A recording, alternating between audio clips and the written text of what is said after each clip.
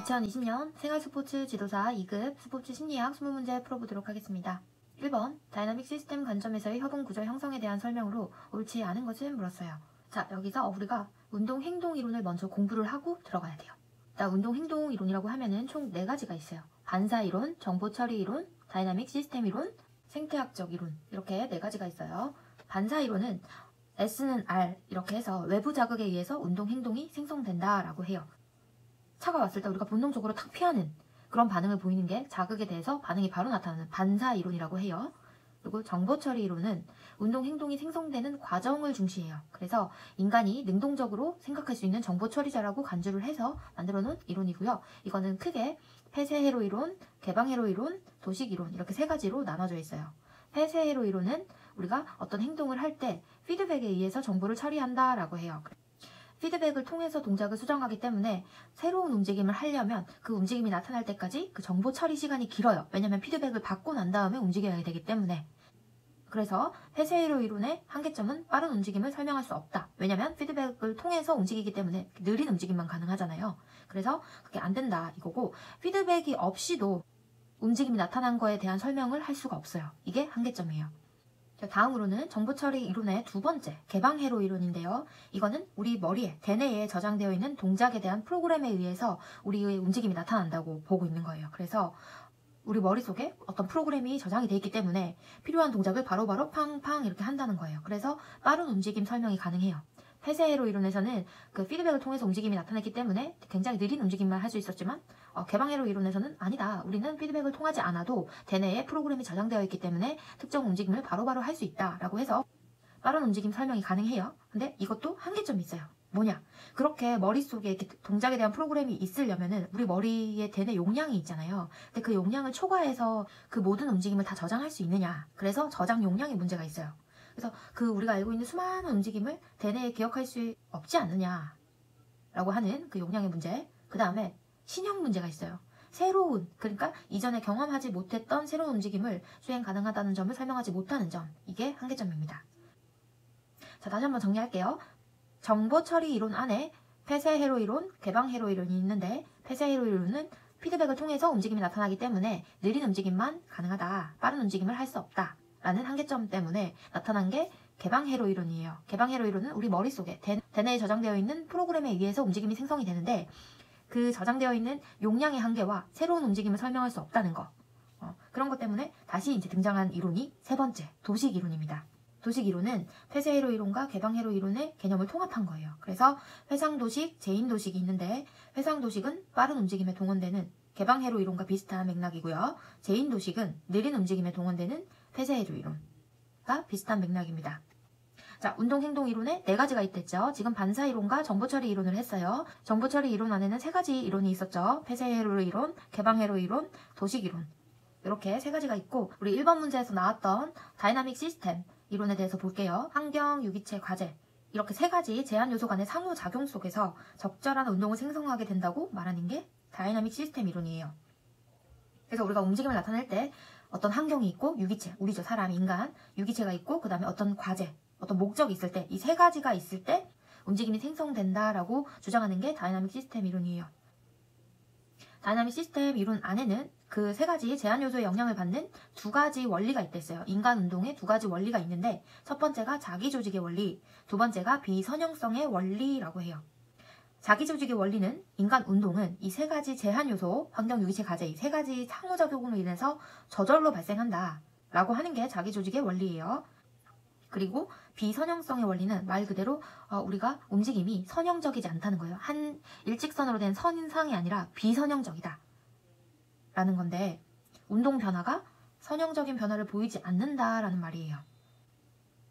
이거는 상변이 현상과도 관련이 있는데요. 상변이 현상은 그 협응 구조가 안정 상태에서 불안정 상태로 변하고, 어떤 임계점에 도달했을 때 다시 협응 구조가 안정 상태로 이르게 돼서 새로운 협응 구조 형태가 나타나는 것을 말해요. 그래서 어떤 그 3가지 제한 요소, 환경, 유기체, 과제, 이 3가지 제한 요소의 변화에 따라서 운동 형태가 갑작스럽게 전환이 됐을 때 상변이 현상이 나타났다라고 해요.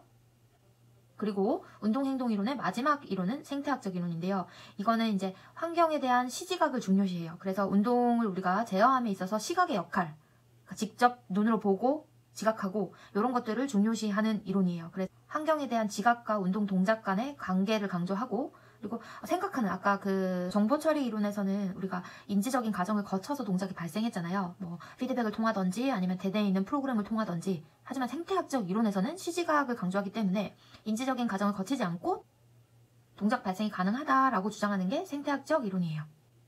자, 그러면 1번으로 다시 돌아와서 문제를 한번 풀어보도록 하겠습니다. 1번, 다이나믹 시스템 관점에서의 협응 구조의 형성에 대한 설명으로 옳지 않은 것을 물었잖아요. 1번, 협응 구조는 하나의 기능적 단위로 자기 조직의 원리에 따라 형성된다 라고 했어요. 아까 다이나믹 시스템 이론이라고 하면 세 가지 제한 요소의 상호작용에 의해서 운동이 저절로 발생한다 했잖아요. 그 저절로 발생하는 게 자기 조직의 원리라고 했잖아요. 기억나시죠? 그래서 환경 유기체 가제에 의해서 이 세 가지 상호작용에 의해서 운동이 발생한다, 운동이 생성된다 라고 하는 게 자기 조직의 원리와 관련이 있어요. 그래서 협응 구조는 하나의 기능적 단위로 자기 조직의 원리에 따라 형성된다 라는 거는 맞아요. 자, 2번, 제어 변수는 질서 변수를 변화시키는 원인이 되는 것으로 동작을 변화시키는 속도나 무게 등이 있다라고 했어요. 자, 질서 변수는 말 그대로 안정적이다라고 생각하시면 되시고, 이 질서 변수를 변화시키는 거는 제어 변수라고 했잖아요. 그 제어 변수의 요소가 뭐 속도나 무게 같은 것들이 있어요. 자, 어떻게 변화시키는지 예를 한번 들어볼게요. 우리가 걷기를 하고 있잖아요. 걷기를 하다가 제어 변수인 속도가 바뀌었어요. 속도가 빨라지면은 걷기에서 달리기로 동작이 바뀌게 돼요. 무게도 공이 가벼운 공을 칠 때와 무거운 공을 칠 때 라켓을 잡는 위치나 라켓을 치는 폼이 바뀌겠죠. 그래서 속도나 무게는 동작을 변화시키는 제어 변수에 들어간다. 맞는 말이에요. 3번, 상변이는 협응 구조의 형태가 변하는 현상이며 선형의 원리를 따른다 라고 했어요. 아까 우리가 다이나믹 시스템 이론에서 원리를 배울 때 두 가지가 있었잖아요. 자기 조직의 원리와 비선형성의 원리, 이렇게 두 가지가 있었는데 그 중에서 이제 상변 현상은 비선형성의 원리와 같은 맥락이죠. 그래서 선형의 원리를 따른다, 이게 틀렸고 여기는 비선형이 돼야 돼요. 그래서 상변 현상이 이제 아까 배웠다시피 어떤 협응 구조가 안정적인 상태에서 불안정 상태로 변해서 어떤 한계치, 그 임계점에 도달했을 때 다시 협응 구조가 안정 상태로 이르게 돼서 새로운 협응 구조 형태가 나타나는 것이라고 했잖아요. 여기서 이제 2번과 같이 접목시켜서 보면은 우리가 걷기에서 달리기로, 이렇게 걷기라는 안정 상태에서 제어 변수에 의해서 속도가 변해서 불안정한 상태인 달리기로 변화하는 과정에서 어떤 특정한 임계점에 도달하면 다시 협응 구조가 안정적인 상태로 이르게 돼서 달리기라는 그 새로운 동작이 안정적인 상태가 되겠죠. 그래서 3번이 정답입니다. 이거는 비선형의 원리를 따른다라고 해야 맞는 말이 되겠죠. 4번, 협응 구조의 안정성은 상대적 위상의 표준 편차로 측정할 수 있다라고 했어요. 자, 안정성이 높으면 편차가 낮겠죠. 그리고 안정성이 낮으면 편차가 높겠죠. 그래서 협응 구조가 만들어지면은 표준 편차는 작아질 거예요. 왜냐면 협응됐다라는 게 이제 안정적이다라고 하니까. 그래서 상대적 위상의 표준 편차로 측정할 수 있다라는 게 맞는 말입니다.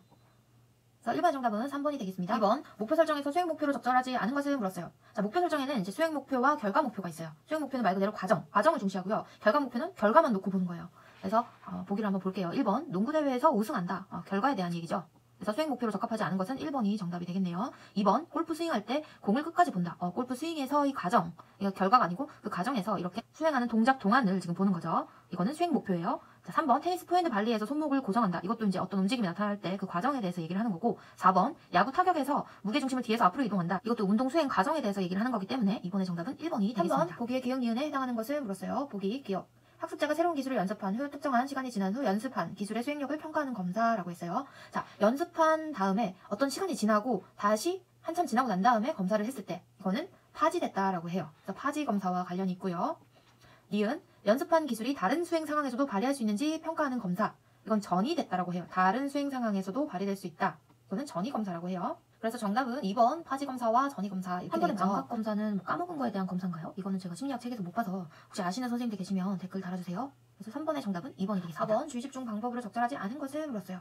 자, 주의 집중을 하려면 말 그대로 그 현재 지금 상황에서 딱 집중을 하는 게 주의 집중이잖아요. 나중에 미래에 주의 집중해야지 말도 안 되잖아요. 그죠? 그래서 지금 현재 얼마나 딱 내가 집중을 하기 위해서 뭔가를 하는 거를 한번 볼게요. 1번, 테니스 서브를 루틴에 따라 실행한다 라고 했어요. 자, 우리가 루틴이라고 하면은 최상의 운동 수행을 발휘하는 데 필요한 자신만의 고유한 동작이나 절차를 루틴이라고 하잖아요. 그래서 테니스 서브를 루틴에 따라 실행한다 라고 하면은 자기가 지금까지 계속 몸에 익혀왔던 그 절차에 따라 하는 거기 때문에 얼마나 집중해서 할 수 있겠어요. 그죠? 그래서 1번은 맞고, 2번, 축구 경기에서 관중의 방해를 의식하지 않는다. 그쵸? 내가 축구 경기를 하는데 관중을 계속 의식해요. 관중 신경 안 쓰고 내가 딱 축구 경기에만 딱 집중을 하는 거예요. 그래서 2번도 맞고요. 3번, 골프 경기에서 마지막 홀에 있는 해저드에 대해 생각한다.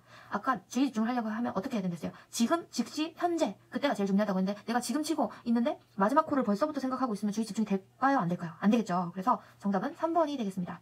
자, 4번. 야구 경기에서 지난 이닝의 수비 실책은 잊고 현재 수행에 몰입한다.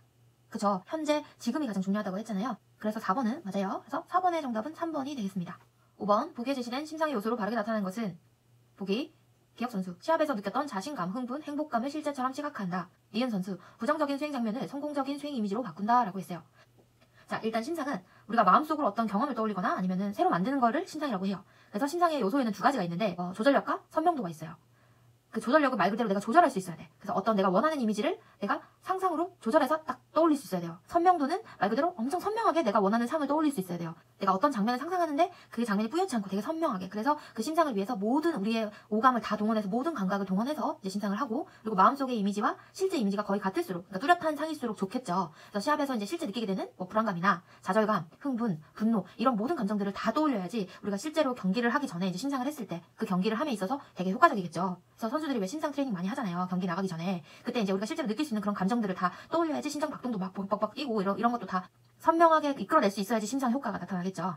그래서 선명도와 조절력 이렇게 두 개가 이제 심상 요소예요. 그래서 우리가 보기 기억 선수와 관련된 거는 실제처럼 시각화한다라고 했으니까 선명도와 관련이 있고, 니은 선수처럼 부정적인 수행 장면을 성공적인 수행 이미지로, 그러니까 원하는 이미지로 심상하는 게 조절력과 관련이 있겠죠. 그래서 5번의 정답은 4번이 되겠습니다.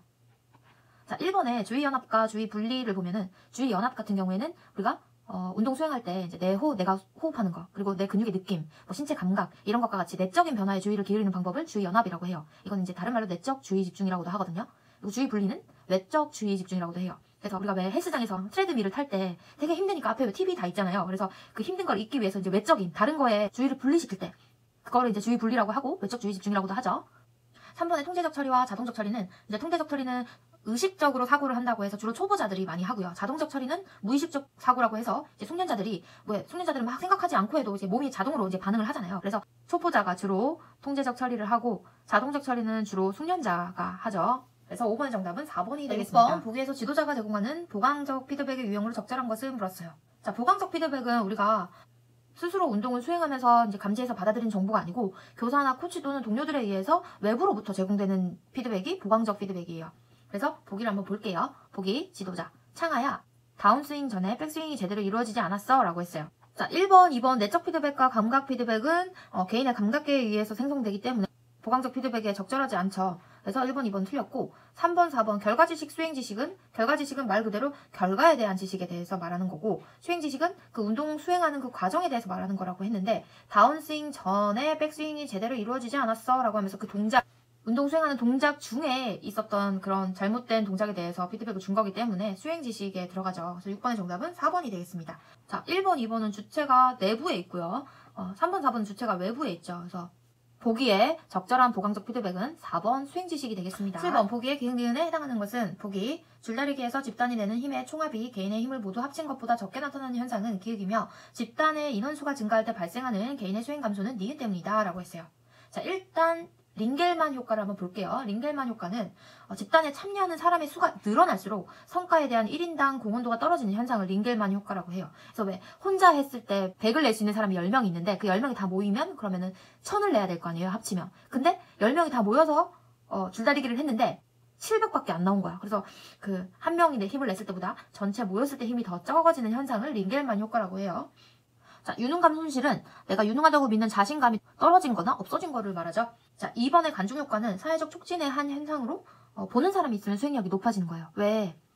내가 되게 잘하는 종목이 있으면 아무도 안 보고 있을 때도 잘하겠지만 누군가가 보고 있으면 더 잘하게 되는, 그게 간중 효과예요. 동기 손실은 집단 구성원들이 과제에 최선을 다하지 않음으로써 생기는 손실이에요. 최선을 다해야겠다는 동기가 손실돼서 이제 나타나는 그 손실이죠. 그래서 기억은 모두 합친 것보다 적게 나타나는 현상이라고 했기 때문에 링겔만 효과와 관련이 있고요. 그리고 니은, 집단의 인원수가 증가할 때 발생하는 개인의 수행 감소는 동기 손실 때문이죠. 그래서 정답은 3번이 되겠습니다. 8번, 보기에서 피츠와 포스너의 운동학습 단계와 설명이 바르게 제시된 것은 물었어요. 보기, 테니스 포핸드 스트로크 자세를 안정적이고 일관성 있게 수행할 수 있다라고 했어요. 자, 자, 안정적이고 일관성 있게 한다고 했어요. 니은 학습자는 오류를 수정하기 위해서 연습하고 스스로 오류를 탐지해서 그 오류 일부를 수정할 수 있다라고 했어요. 자, 여기는 안정적이고 일관성 있게 하고 오류를 수정할 수 있겠어요. 디귿 학습자는 테니스 포핸드 스트로크의 개념을 이해한다라고 했어요. 단계를 아무것도 모르는 상태에서도 안정적이고 일관성 있게 하면은 얘는 되게 숙련자겠죠. 그래서 기획은 자동화 단계에 해당하고요. 그리고 니은은 오류를 수정할 수 있대요. 아무것도 모르는 기초 단계에서 오류를 수정할 수 있을까요? 아니죠. 그래서 이거는 두 번째 단계인 것 같아요. 얘는 세 번째 단계가 되겠죠. 3번. 그리고 개념을 이해한다. 이건 기초 단계죠. 1번. 그래서 순서는 1, 2, 3 순서인데요. 피츠와 포스너의 운동학습 단계는 인연자에서 2년이 되는 자 이렇게 해서 인지 단계가 1단계고 연합 단계가 2단계, 자동화 단계가 3단계예요. 그래서 인지 단계, 연합 단계, 자동화 단계 순으로 돼 있고 보기의 순서는 개념을 이해한다가 인지 단계, 그리고 오류를 수정할 수 있는 단계가 연합 단계, 그리고 안정적이고 일관성 있게 수행할 수 있는 단계가 자동화 단계라고 해서 기읍, 디귿, 니읒 8번에는 정답이 2번이 되겠습니다. 자, 제가 지금 띄워놓은 자료를 보시면 여기는 각 학자별로 운동학습 단계가 나와 있어요. 그래서 피츠와 포스너는 인연이 되는 사람 이렇게 해서 인연자 이렇게 해서 인지 단계, 연합 단계, 자동화 단계가 있어요. 자, 인지 단계에는 말 그대로 초보 단계, 기초 단계. 그래서 설명이나 시범 이런 것들을 통해서 이제 내가 어떤 정보를 얻는 단계, 어떤 특성을 운동 특성을 이해하고 전략을 개발하는 단계라고 보시면 되시고 연합 단계는 그 아까 인지 단계에서 전략을 개발한 거를 선택하는 단계. 그래서 연합 단계에서는 전략을 선택하고 적절한 해결책을 발견하기 위해서 오류 수정 능력도 생기고 그런 단계가 연합 단계예요. 그리고 자동화 단계는 아까 여기 왜 우리가 5번에서 자동적 처리 그때 의식적인 주의를 안 한다 했잖아요. 그래서 무의식적인 사고로 자동적인 처리가 나타난다 했잖아요. 그래서 자동화 단계는 말 그대로 이제 완벽하게 내가 숙련이 돼서 자동화된다. 그 몸에서 나오는 움직임이 자동화된다라고 해서 움직임 자체에 대해서 의식적 주의가 감소하고 그리고 내가 지금 움직이고 있는 거 말고 뭐 환경이나 상대 선수의 움직임 이런 다른 것들에 대해서 주의 집중을 할 수 있죠. 그래서 주의 전환을 할 수 있는 그런 단계예요. 그래서 이 자동화 단계에서는 수행 안정성을 획득하고 그리고 연합 단계보다 더 발전된 오류 탐지 수정 능력을 가질 수 있죠. 그리고 내가 동작을 하는데 신경을 안 쓰니까 그 신경을 쓸 여분의 주의를 다른 데로 활용할 수 있다. 뭐 상대방의 움직임 보던가 환경 그리고 물체 같은 그런 측면을 더 볼 수 있다는 거죠.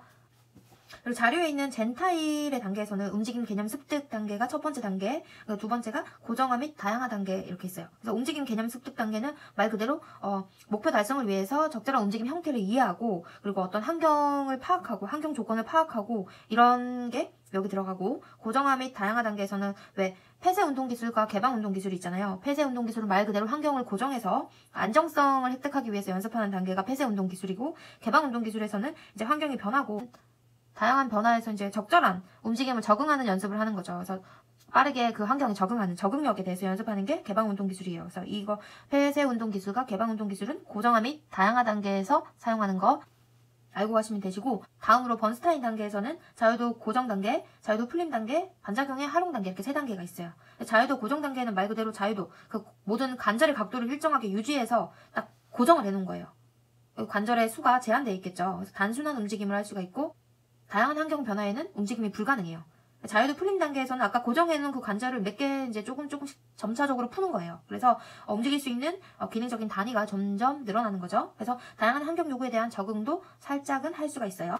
마지막으로 반작용의 활용 단계에서는 뭐 간성이나 마찰력 같은 반작용 활용이 가능하고 그리고 자유도도 많이 풀어놨기 때문에 여분의 자유도가 많고요. 그 자유도를 활용해서 환경 변화에 완전히 대처할 수 있어요. 그래서 단계가 뒤로 갈수록 더 많은 움직임을 할 수가 있겠죠. 마지막으로 UL의 단계에서는 협응 단계와 제어 단계가 있어요. 협응 단계에서는 목표 달성에 필요한 기본적인 협응 동작을 형성하는 과정이 협응 단계고 제어 단계에서는 다양하게 변하는 환경과 가지 특성에 따라서 협응 형태를 변환할 수 있는 게 제어 단계예요. 그래서 이건 선생님들이 학습 단계를 학자와 잘 이렇게 매치해서 잘 외워두시면 도움이 되겠죠. 그래서 8번의 정답은 2번이 되겠습니다. 인연자, 피츠와 포스너.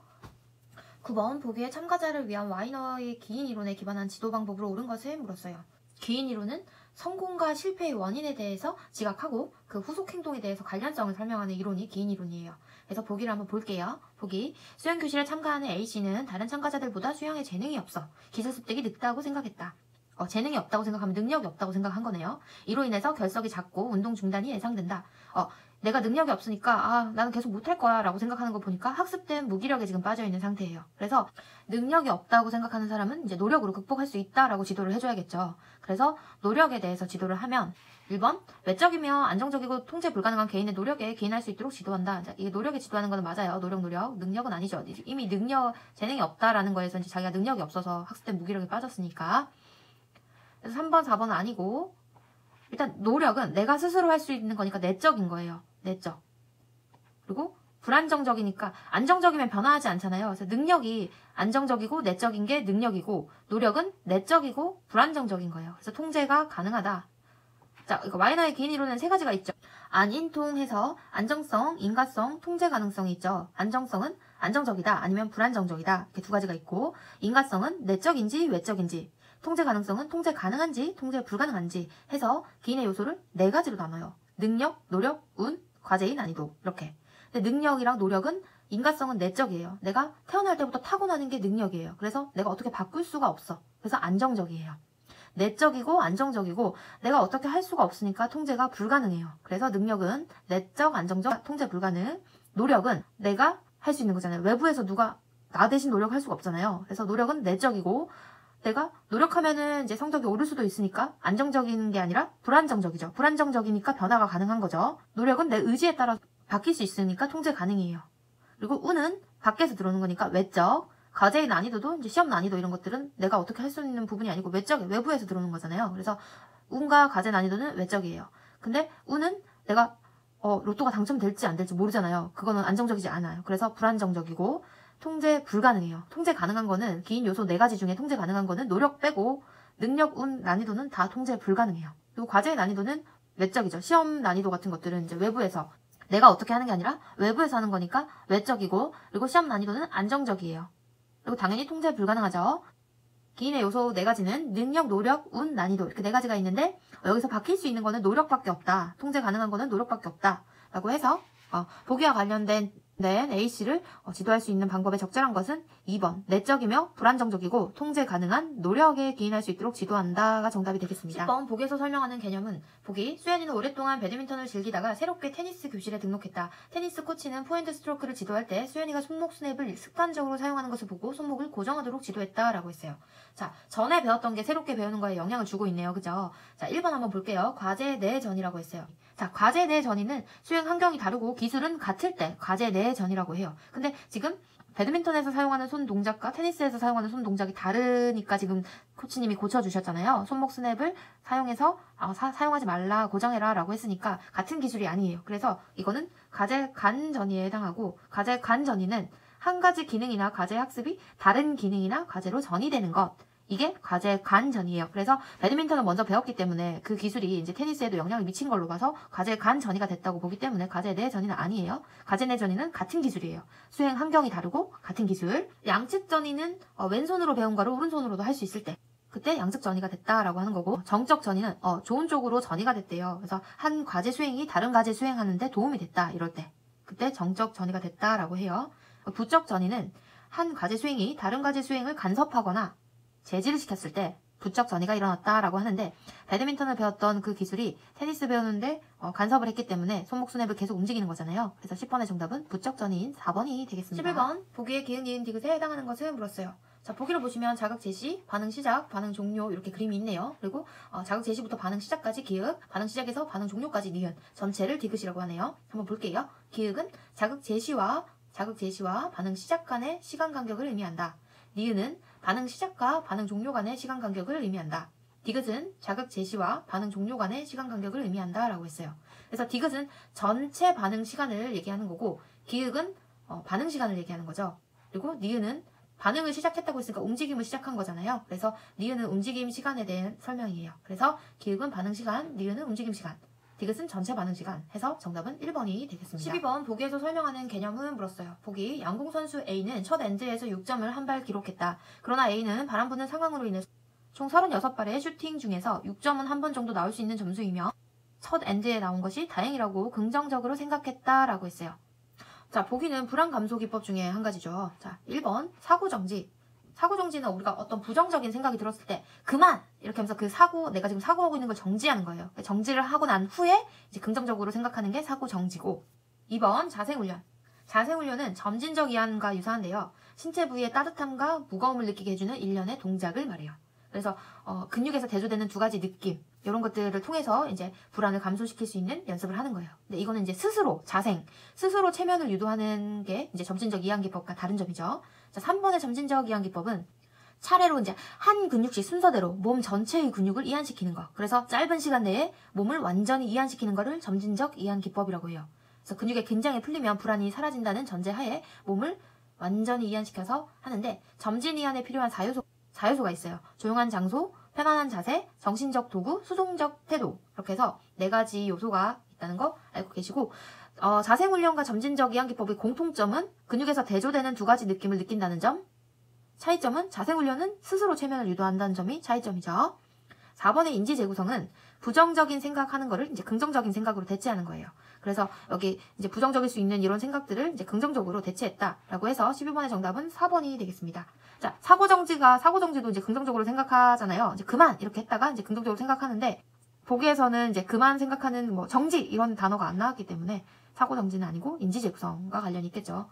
자, 보기에 있는 것 외에도 다른 것들이 있는데요. 바이오 피드백은 이제 감지 장치를 이용해서 인체의 자율신경계 반응을 조절하는 기법이고, 체계적 둔감화는 이제 불안을 느끼는 자극에 대해서 이한 반응을 보임으로써 이제 불안을 점차적으로 둔감시키는 거. 그게 체계적 둔감하고, 호흡 조절은 이제 시합 상황에서 이제 불안과 긴장을 감소시키기 위해서 이제 우리가 호흡을 하면서 혈액 중에 산소량을 늘리고, 그래서 수행을 향상하는 그런 기법을 말하는 거죠.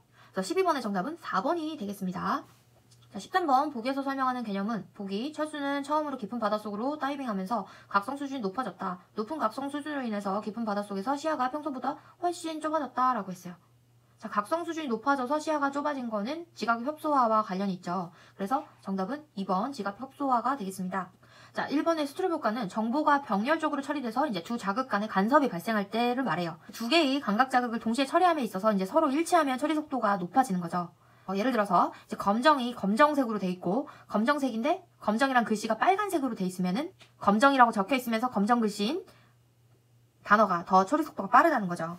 3번의 칵테일 파티 효과는 선택적 주의 집중 현상이라고도 해요. 그래서 막 시끄러운 장소에서 우리가 엄청 시끄러워도 다른 소리 안 듣고 내 앞에 있는 친구랑만 대화를 할 수 있는 것처럼, 우리가 왜 클럽 같은 데 가면 되게 시끄럽잖아요. 근데 막 그런 시끄러운 곳에서도 내 친구랑 대화는 가능하잖아요. 그게 선택적 주의예요.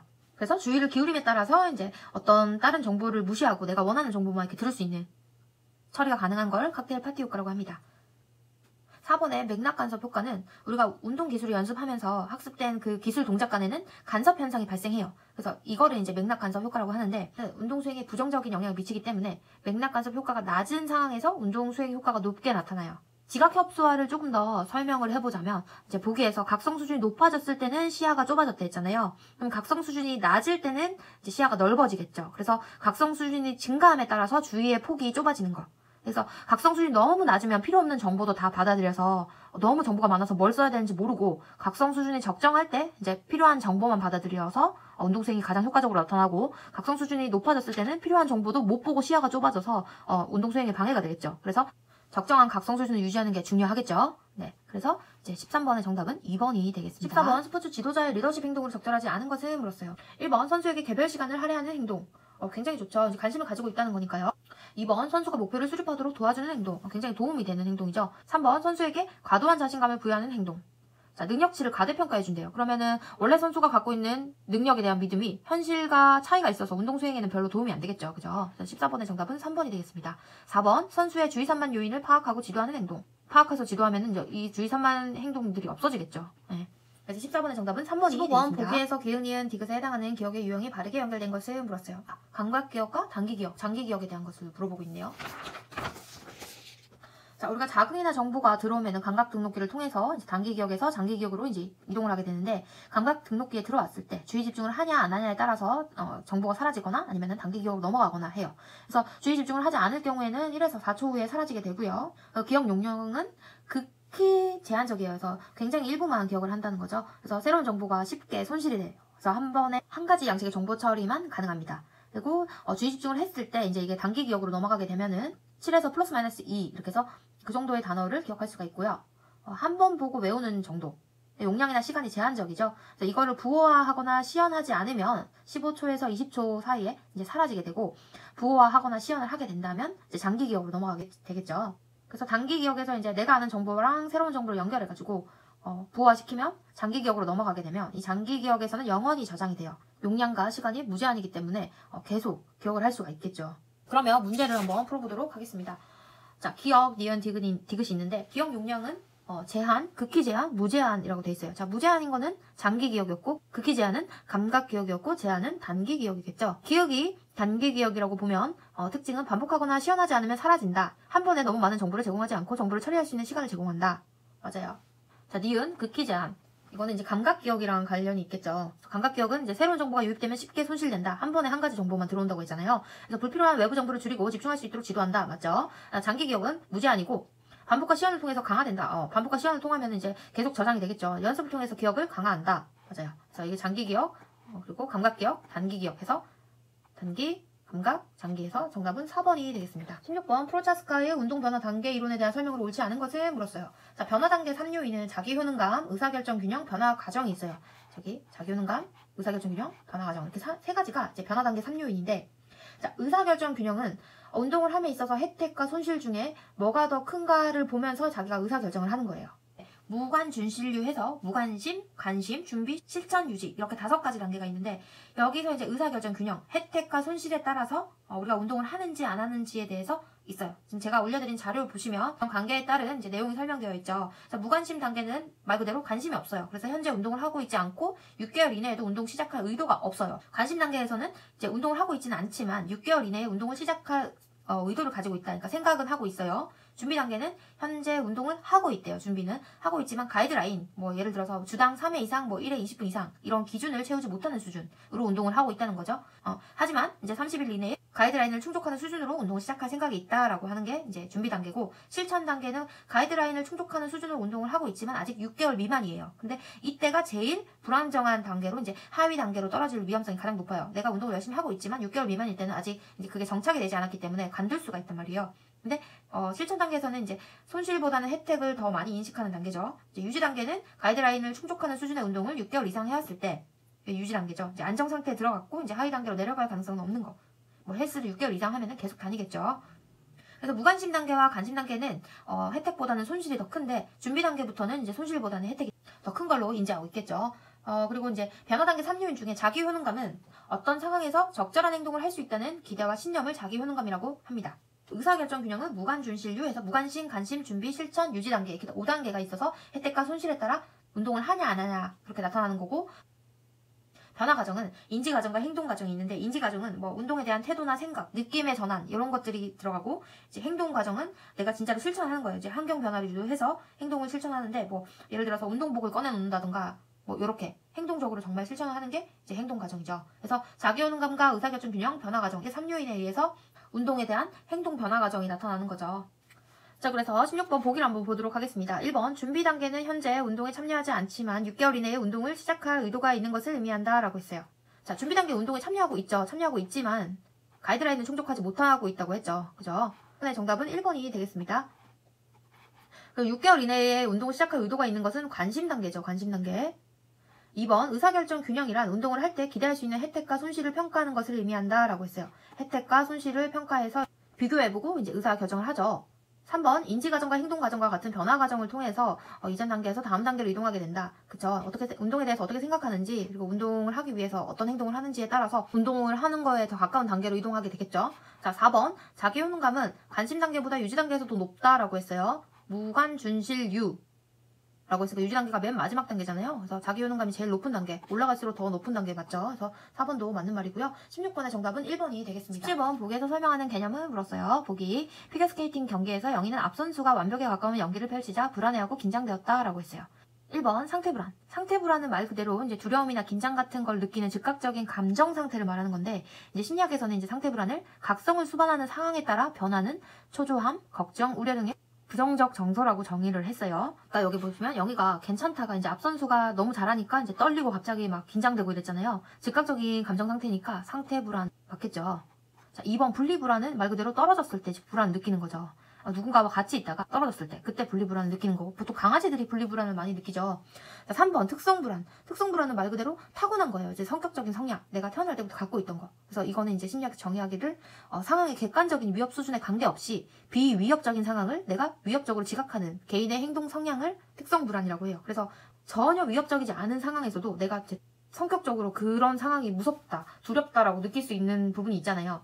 그럴 때 이제 특성 불안이라고 하고, 4번 부적 강화. 부적 강화는 이제 어떤 행동을 했을 때 그 사람이 싫어하는 것들을 이제 제거해 주는 거. 강화는 말 그대로 그 행동이 더 나타나게끔 하는 거잖아요. 그래서 더 많이 나타나게 반응 빈도를 늘려야 되니까 어떤 행동을 했을 때 싫어하는 걸 제거해 줌으로써 이제 그 행동이 더 자주 나타날 수 있도록 하는 게 부적 강화예요.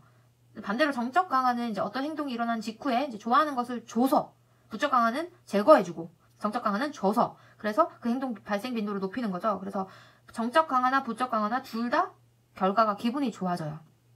그래서 정적 강화는 바람직한 행동을 함으로써 좋은 것을 얻게 되고, 부적 강화는 바람직한 행동을 함으로써 싫어하는 것을 제거해준다. 그래서 바람직한 행동 발생 빈도를 높이기 위해서 강화를 사용한다라고 보시면 되십니다. 그래서 보기와 관련 있는 거는 이제 1번 상태 불안과 관련이 있죠. 18번 보기의 기은 이은의 배구 기술을 지도하기 위한 연습 구조가 적절하게 제시된 것은 물었어요. 자, 보기 1차시, 2차시, 3차시가 기획은 다 똑같아요. 1차시 서브, 2차시 세팅, 3차시 언더핸드 다 똑같아요. 자, 니은은 서브, 토스, 언더핸드, 토스, 언더핸드, 서브, 언더핸드, 서브, 토스. 그래서 얘는 다 다르네요. 그죠? 그래서 기획은 똑같은 걸 연습하는 구획 연습과 관련이 있고요. 니은은 이제 무작위로 섞어서 하는 무선 연습과 관련이 있어서 정답은 18번에 3번이 되겠습니다. 자, 1번의 집중 연습과 분산 연습은 연습과 휴식의 상대적 시간에 따라서 나눠지는 거예요. 그래서 연습 시간이 더 길면은 집중 연습이라고 하고, 휴식 시간이 더 길면은 분산 연습이라고 하고, 그래서 이제 연습과 휴식의 상대적 시간에 따라 나눠지는 게 이제 집중, 분산 연습이다라고 보시면 되시고, 집중 연습은 주로 이제 성숙한 사람이나 집중을 잘하는 사람들, 그러니까 복잡한 것, 처음 하는 것, 이런 것 할 때 집중적으로 연습하고, 분산 연습은 단순한 것, 그리고 쉽게 권태를 느끼는 것, 이런 것들은 이제 좀 쉬어가면서 해야 되니까 휴식 시간이 아무래도 상대적으로 더 길겠죠. 자, 이번에 가변 연습, 무선 연습은 무작위로 연습하는 거예요. 이렇게 왔다 갔다 하면서.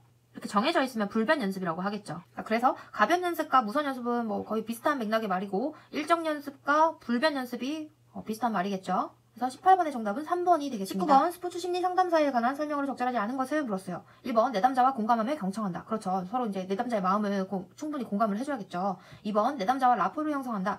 상담에서 가장 중요한 게 라포 형성이잖아요. 그래서 2번도 맞고요. 3번 내담자와 일상생활에서 개인적 관계를 맺는다라고 했는데 절대 안 되는 거죠. 개인적 관계를 맺는 거. 그래서 19번의 정답은 3번입니다. 그래서 4번 내담자의 비언어적 메시지에도 관심을 가진다라고 했는데, 행동으로 나타내는 제스처라던가 표정, 이런 것들을 이제 주의 깊게 봐야겠죠. 그래서 관심을 가진다도 맞는 말입니다. 그래서 19번의 정답은 3번이 되겠습니다. 20번 정보 처리 3단계의 관점에서 100m 달리기 스타트의 반응 시간이 배구 서브 리시브 상황에서의 반응 시간보다 짧은 이유로 옳은 것은 물었어요. 자, 정보 처리 3단계는 감각 지각 단계, 반응 선택 단계, 반응 실행 단계, 이렇게 3단계가 있죠. 한번 볼게요. 1번 100m 스타트에서는 자극 확인 단계의 소요 시간이 상대적으로 짧기 때문이다 라고 했어요. 자극이 들어오면 이제 우리가 반응을 하는데, 자, 100m 달리기 스타트는 총 쏘면 그 총소리 하나에 빵 뛰어나가면 되잖아요. 그래서 한 가지 자극이 한 가지 반응이에요. 그래서 이 시간이 짧지만 배구 서브 리시브는 이제 높게 날아올 수도 있고 낮게 날아올 수도 있잖아요. 그래서 여러 가지 다양한 상황이 있기 때문에 생각해야 되는 시간이 길어요. 감각 지각 단계에서 걸리는 시간이 상대적으로 짧기 때문이다. 맞는 말이죠. 그래서 20번의 정답은 1번이 되겠습니다. 자, 2번 100m 스타트에서는 운동 프로그래밍 단계의 소요 시간이 상대적으로 길기 때문이다 라고 했어요. 자, 100m는 배구보다는 사실 전체적으로 시간이 짧죠. 그래서 운동 프로그래밍은 반응 실행 단계인데 상대적으로 짧기 때문이기 때문에 이건 틀렸고, 3번 배구 서브 리시브 상황에서는 자극 확인, 이제 감각 지각 단계의 소요 시간이 상대적으로 길죠. 여기서는 이제 한 가지 반응에 한 가지 자극에 한 가지 반응이지만, 여기는 여러 가지 다양한 상황이 있을 수 있기 때문에 생각해야 되는, 낮게 날아왔을 땐 낮게 반응해야 되고, 높게 날아왔을 때는 높은 서브를 받기 위해서 빨리 뛰어가야 되고, 뭐 이런 것들이 있기 때문에 시간이 상대적으로 100m보다는 길죠. 자, 배구 서브 리시브가. 4번 배구 서브 리시브 상황에서는 반응 선택 단계의 소요 시간이 상대적으로 짧기 때문이다 라고 했어요. 자, 반응 선택 소요 시간은 길죠. 짧지 않고 길다. 그래서 20번의 정답은 1번이 되겠습니다.